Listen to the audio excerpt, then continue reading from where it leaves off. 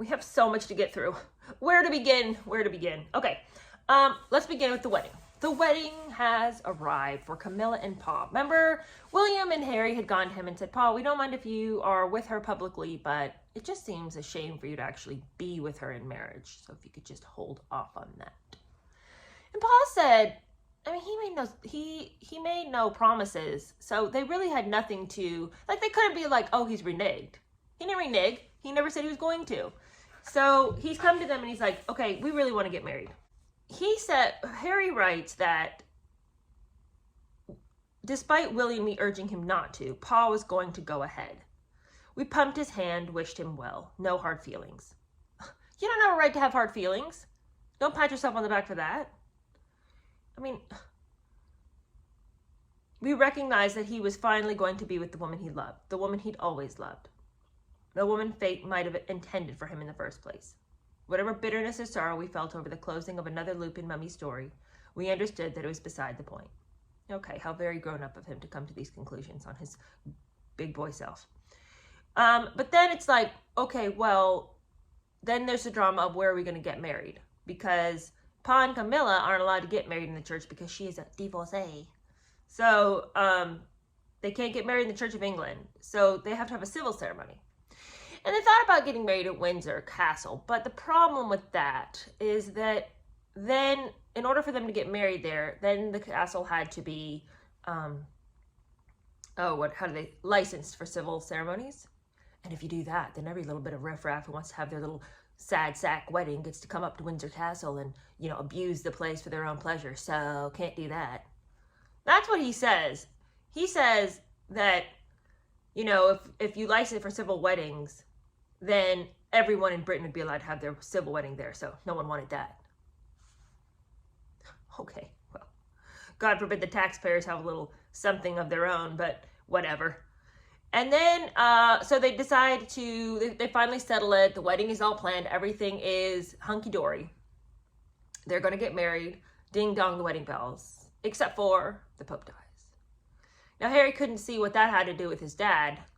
Poor boy, can't ever put two and two together. Does he not understand his fame is really important in the world of politics?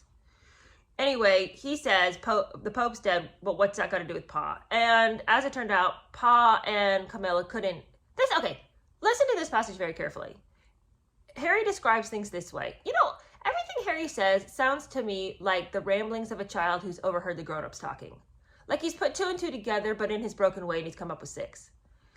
He says that the Pope died, and bewildered I asked Willie, what's the Pope got to do with Pa? Loads, it turned out. Pa and Camilla didn't want to get married on the same day the Pope was being laid to rest. Bad karma. Less press. More to the point, Granny wanted Pa to represent her at the funeral. Okay, the only thing that is true in that entire statement is the fact that they couldn't get married because Pa has to go to the funeral. Granny's elderly. She's going to have to she can't just be traveling all over the world. So Pa needs to go. And being the heir to the throne, that would be an appropriate thing for him to do. What is this little bit about they didn't want to get married on the same day as Pope died because they'd get less press? That's his game. He's the one that's always running around obsessed with the press. And what are they saying about him? He wants press as much as the next person. He just always wants it to be good. But what is he saying about the fact that, they didn't want to get married on that day because then they'd have to share the press with the fact that the Pope had passed away? Seems to me like Pa, who just wants to get married to this woman that he's loved his whole life, wouldn't care who knew about it. He just wants it done. Harry, why are you so cynical?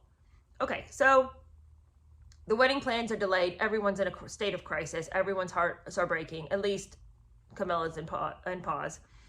And then Harry says, other than feeling sorry for them, I couldn't help but thinking that some force in the universe, Mummy, was blocking rather than blessing their union.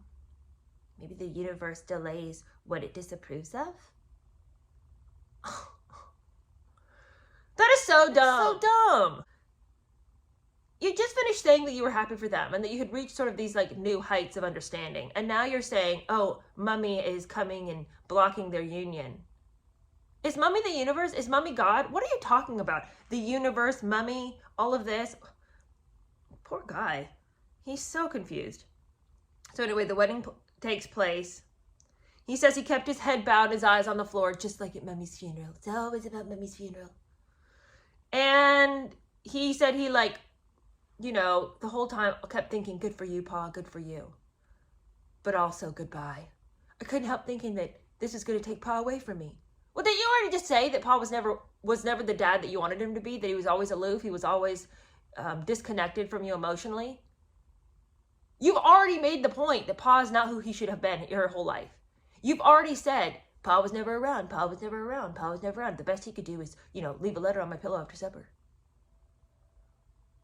And now you're going to tell me that Camilla is going to get in the way of all this? Please, give me a break.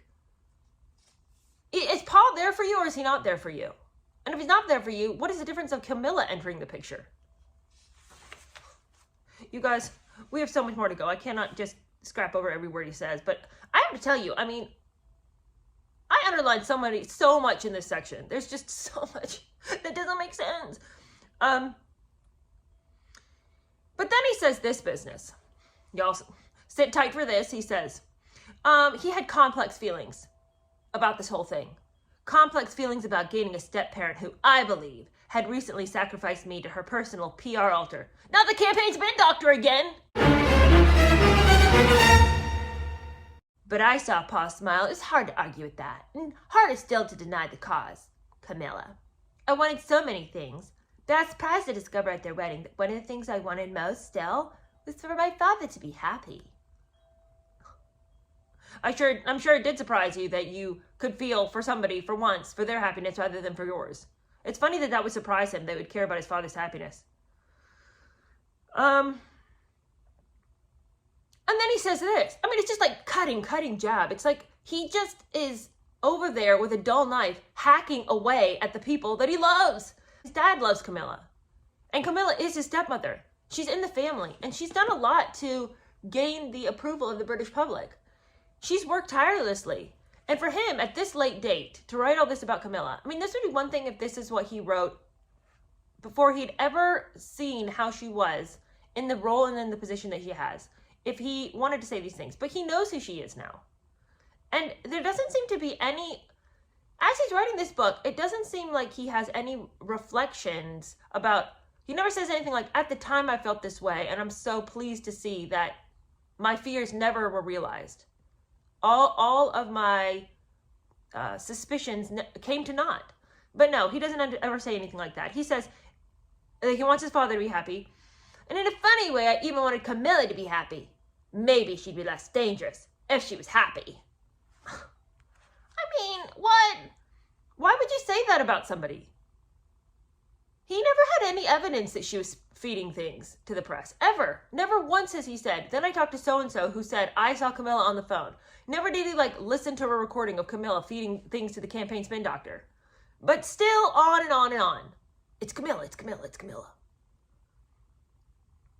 Then he says, there are published reports that Willie and I snuck out of the church and hung just married signs in the car. I don't think so. I might have hung a sign, be happy, if I'd thought of it at the time.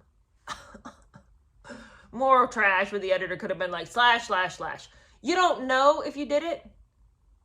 You don't think so? Reports say you don't know? He really should have read less about himself because he's so mixed up in what really happened in his life. Somebody said this. I don't know if I did that. There was a story written about it, but I don't know. I don't know. I don't remember. Maybe if you did fewer drugs, drank less whiskey, you might know what was happening in your own life. Then he says that he just wanted everybody to be happy. And it's like, he's like, damn, I'd like all of us to be happy. Okay, well then be happy. Choose to be happy. You are miserable because you're constantly looking for all the reasons and the whole world has slighted you time and time and time again. Okay, we gotta pick up the pace here. We just can't go over a stupid word he says because if we did that, we'd be here for eternity and beyond.